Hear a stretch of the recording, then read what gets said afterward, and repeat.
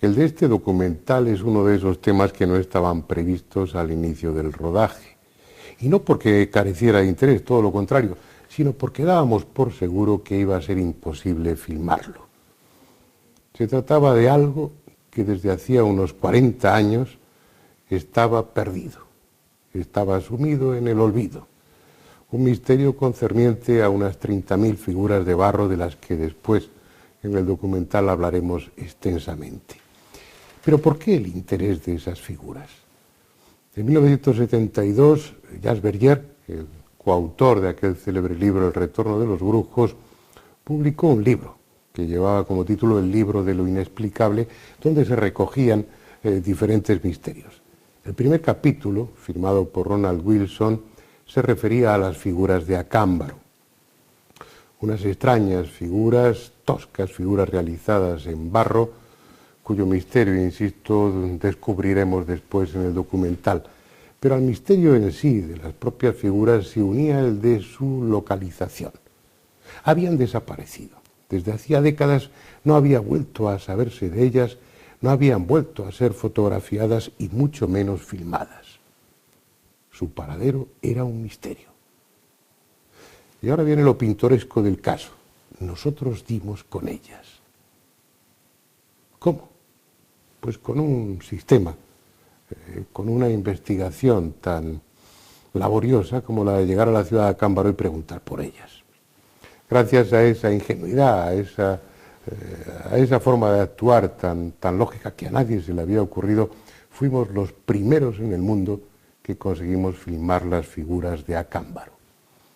Mientras yo estaba en esa tarea, Juan José Benítez se dirigió a la laguna de Tayacuta, cerca de Acámbaro, para aclarar otro misterio, el de un monstruo acuático llamado Chan, similar al monstruo del lago Ness, y que, como verán después, también guarda relación con las figuras de Acámbaro.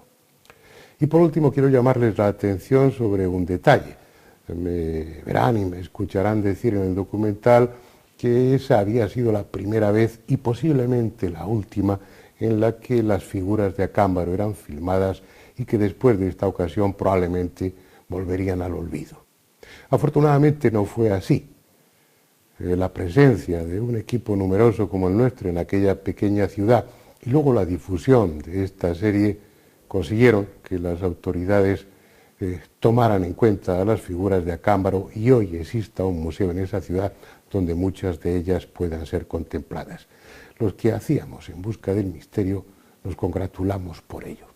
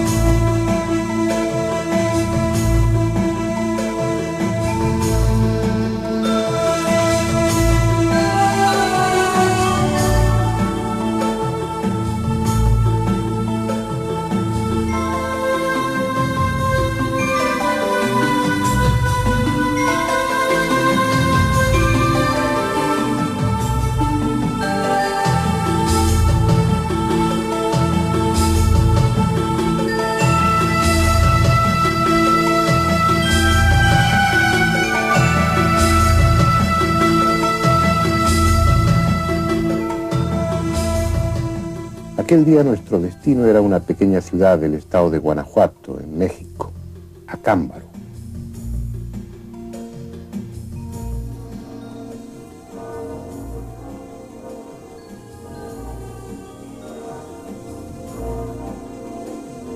Por entonces iba a celebrar el 179 aniversario de la elección de Miguel Hidalgo como generalísimo de las fuerzas insurgentes de México. Hecho que tuvo como escenario la ciudad de Acámbaro el 22 de octubre de 1810.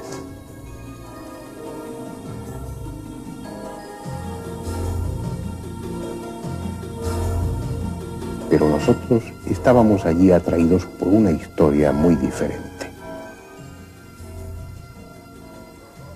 La historia de una fascinación, la que ejercieron unas figurillas de barro sobre un hombre, Valdemar Julriut, un comerciante de Acámbaro.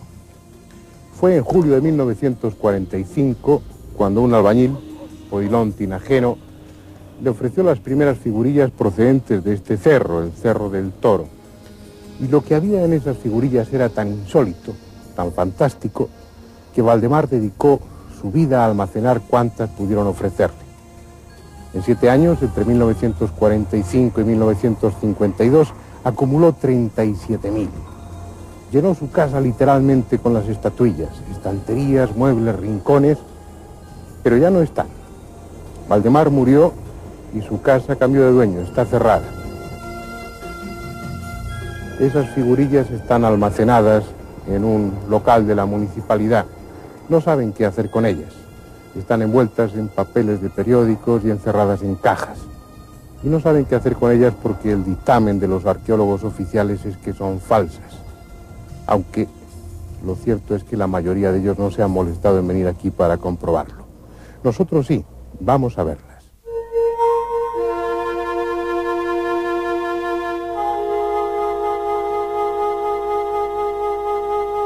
Aquí está el sueño de un hombre, almacenado sin orden alguno en cajas de cartón.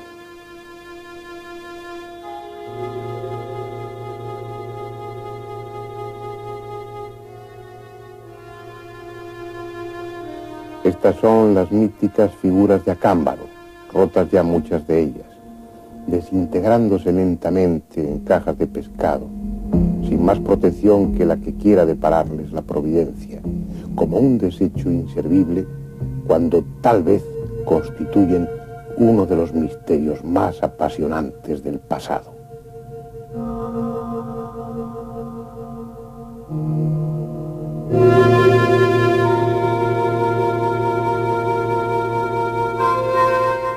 Algunas son de la cultura de Chupícuaro, que estuvo instalada en esa zona hace 2800 años. Otras son toscas imitaciones, burdas piezas falsificadas, pero muchas son la más fantástica galería de animales fabulosos que pueda imaginarse.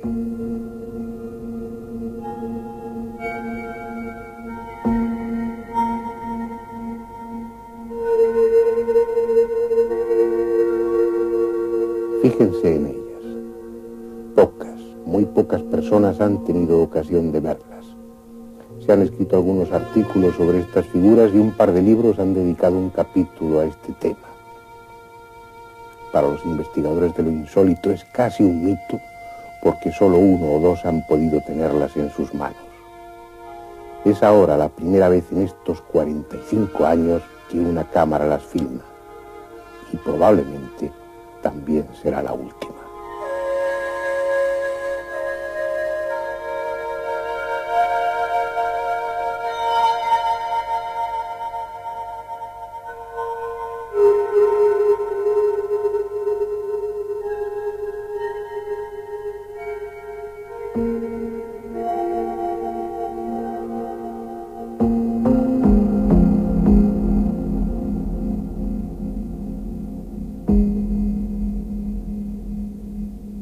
Y es posible que no haya otra oportunidad de filmarlas, ni siquiera de fotografiarlas, porque las figuras de Acámbaro se han convertido en algo incómodo que conviene tener oculto.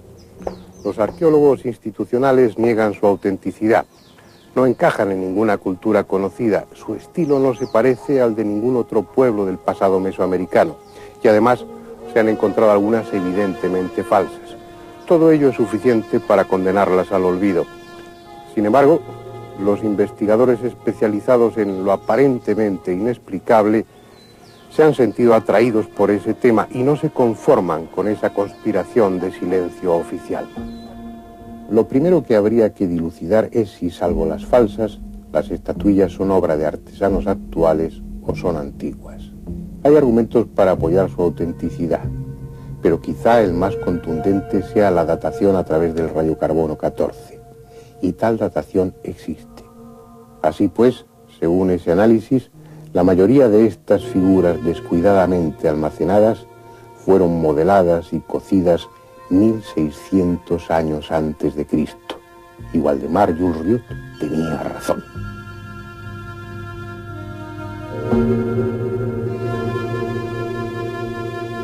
Probablemente se equivocó en otras cosas.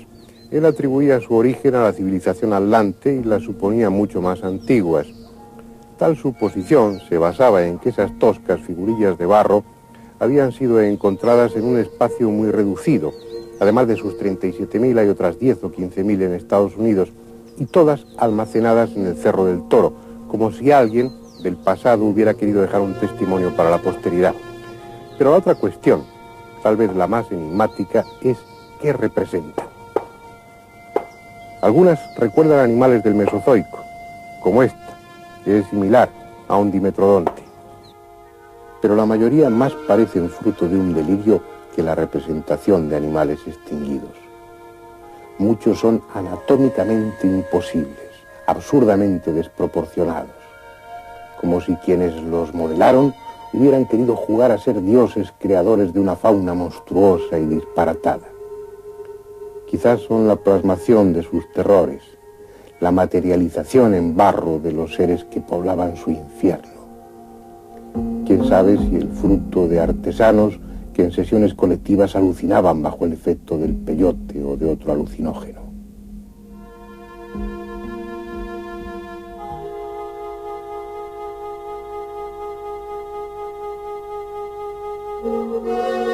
Algunos sostienen que parte de aquellos animales del Mesozoico no desaparecieron hace 100 millones de años en esa zona, sino que algunas especies sobrevivieron hasta la llegada del hombre a América.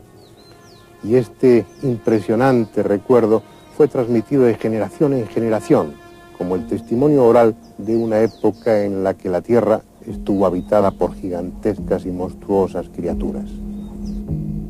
Cualquier hipótesis, por disparatada que parezca, es menos atrevida que las figuras mismas, sólidas, tangibles y sin sentido para los hombres de ahora, pero lógicas en su momento.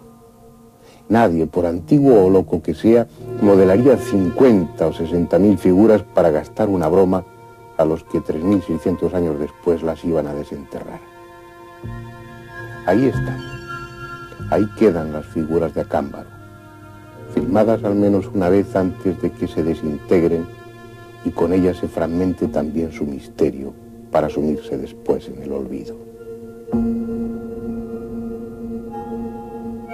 Un misterio que posiblemente se resuelva cualquier día, porque bastaría con encontrar en aquella zona de México uno de esos animales del Mesozoico supuestamente extinguidos para deducir que quienes modelaron las figurillas de Acámbaro lo hicieron basándose en la realidad, aunque su imaginación o su temor les llevara a deformarlos y resaltar su aspecto monstruoso.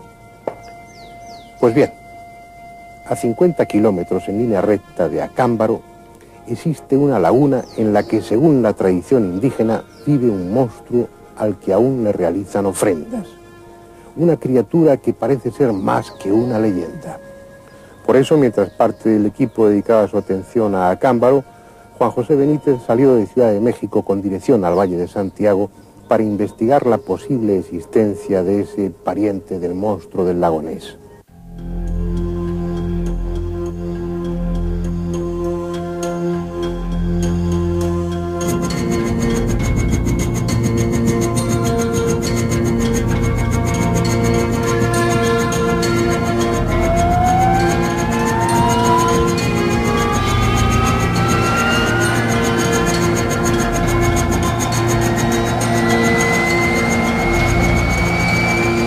La gigantesca ciudad quedaba allá abajo, hirviendo de gentes y de coches.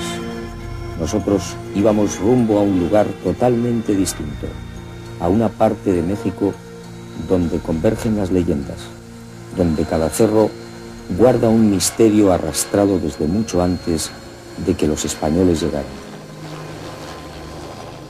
En poco más de hora y media, nuestro helicóptero volaba ya sobre el Valle de Santiago, abierto entre volcanes que cambiaron el fuego por el agua.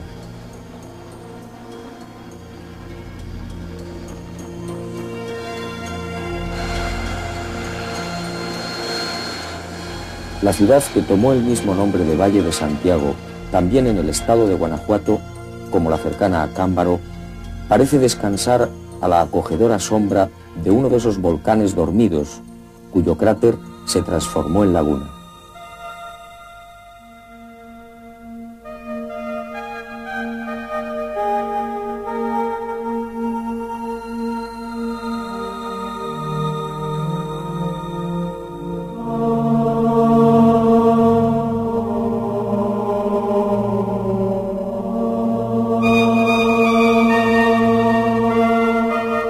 Una enorme olla de 750 metros de diámetro, cuyas paredes basálticas se interrumpen por el agua. Agua profunda, de apariencia tranquila, a la que hoy llaman prosaicamente la alberca, pero que en otro tiempo fue conocida como Tayacúa.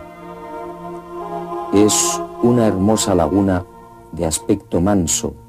Sin embargo, allá abajo, en su parte más profunda y sombría, dicen que habita Chan, un monstruo de cabeza descomunal y cuello de serpiente al que unos temen y otros respetan desde hace 1000 años.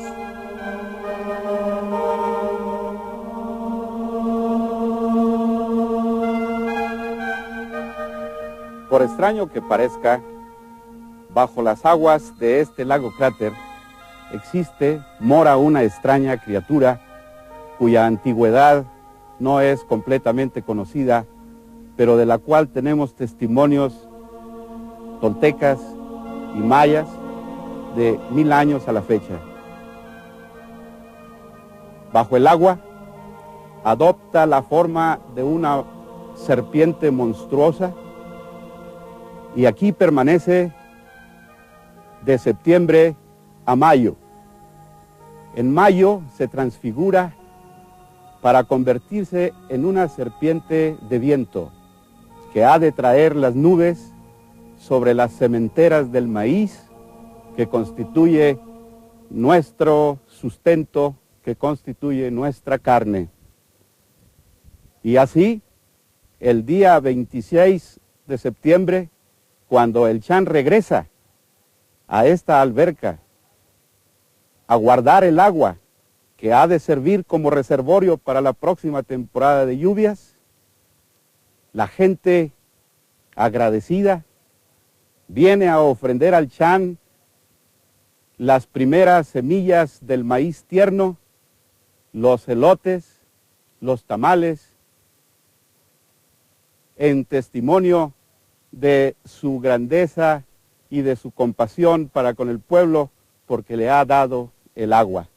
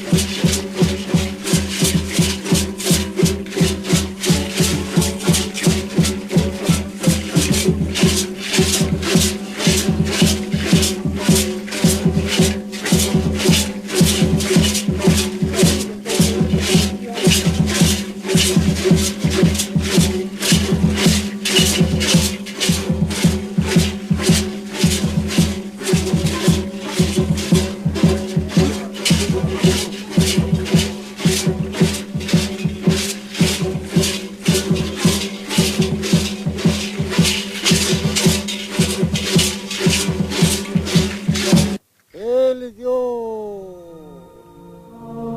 Él es Dios, cantan los danzantes. El monstruo es Dios. Tal vez algunos de los que participan en la ceremonia ya no crean en Chan, pero siguen fieles a la tradición y danzan a las orillas de Tayacúa, la laguna, como parte del ritual en el que se le ofrendarán a la legendaria criatura de las aguas los primeros granos de maíz de la cosecha.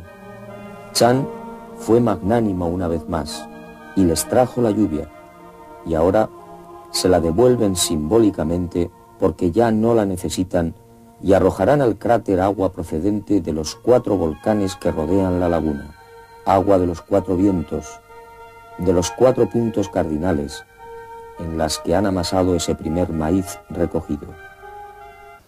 A pesar del esfuerzo de los misioneros por cristianizar el culto al monstruo del lago, la memoria mágica de esta serpiente continúa viva en los habitantes del valle. La Iglesia, no contento con esto, llegó incluso a levantar una cruz para exorcizar al espíritu de esta serpiente. Sin embargo, los habitantes de esta comarca siguen celebrando esta festividad. Los responsables de la Iglesia llegaron incluso a bautizar a la alberca con un nuevo nombre para evitar los ruidos misteriosos que se producen especialmente por la noche.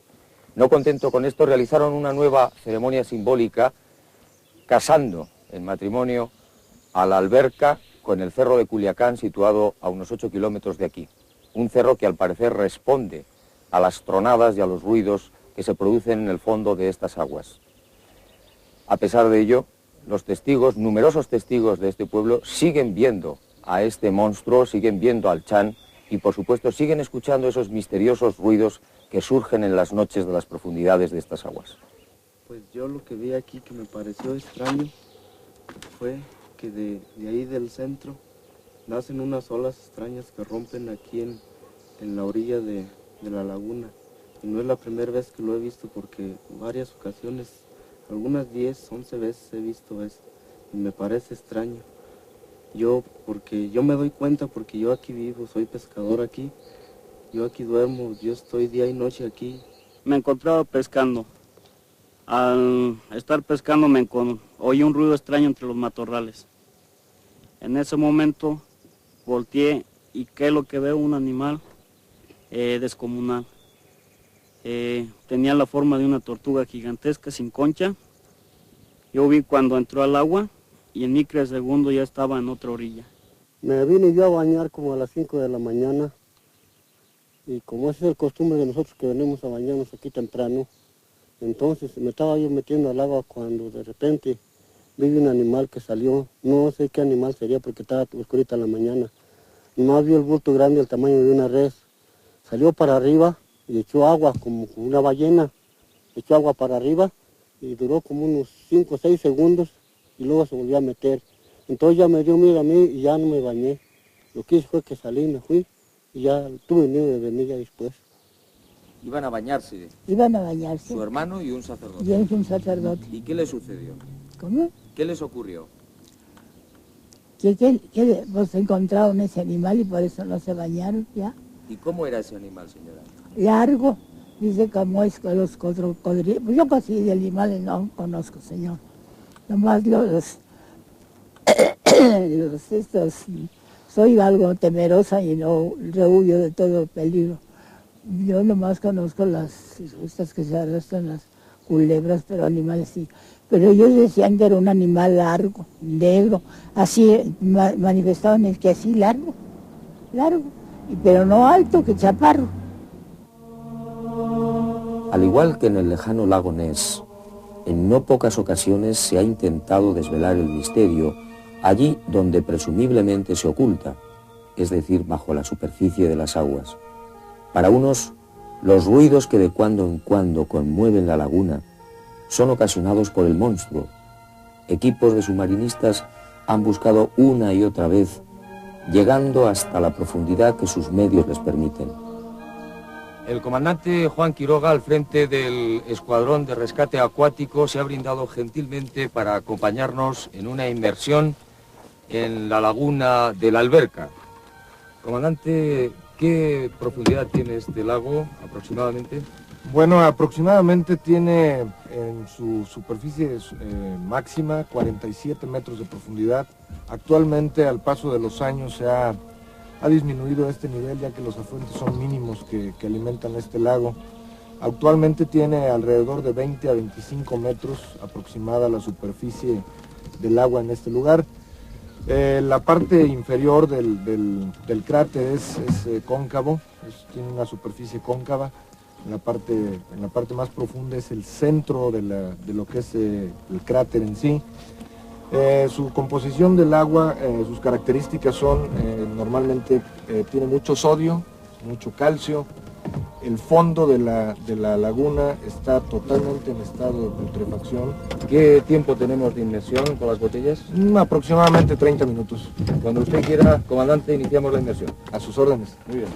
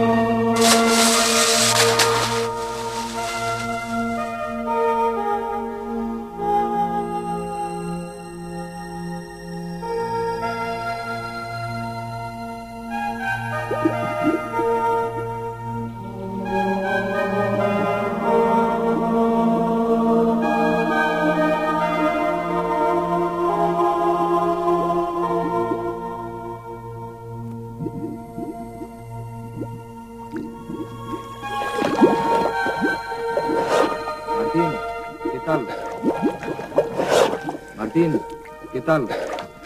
Está muy peligroso aquí abajo. Todavía a los 5 metros hay un poco de visibilidad. Y a partir de ellos ya está muy lodoso, hay mucho fango acá abajo. Se nos dificulta mucho para respirar nosotros con los reguladores, se nos tapan. Hay muchos cambios de temperatura acá abajo, corrientes también. ¿Hay corrientes? Hay corrientes de agua. A veces llega una agua caliente, muy fría. Abajo sí está demasiado fría el agua. ¿Es peligroso? Es muy peligroso para nosotros. ¿Hay posibilidad, Martín, de que exista ahí algún animal? Pues posiblemente hay algún animal por ahí. Esa es la conclusión más generalizada, como si incluso los que no creen en la existencia de Chan se resistiesen a privar de la leyenda a una laguna tan mágica y amiga que cambia de color para advertir al hombre, azul cuando se acerca la primavera, esmeralda si vienen las lluvias y amarilla antes de las desgracias. Si la leyenda es algo más, como afirman los testigos, Chan no sería uno sino varios, los miembros de una colonia que ha sobrevivido al resto de su especie. De no ser así, habría que abrir un capítulo nuevo en la zoología que se ocupase de los monstruos de los lagos. Sea como fuere, las figurillas de Acámbaro y la leyenda de Chan parecen caminar en una misma dirección, aquella que señala la existencia de monstruosas criaturas en esa zona del mundo, ya sean tangibles o fruto de una memoria colectiva cuya raíz ignoramos. Es posible que la respuesta esté en el fondo de Tayacúa, la profunda laguna a la que volveremos, aunque se niegue a descubrir su secreto, porque es parte de un sistema de volcanes en torno a los que giran misterios aún más desconcertantes.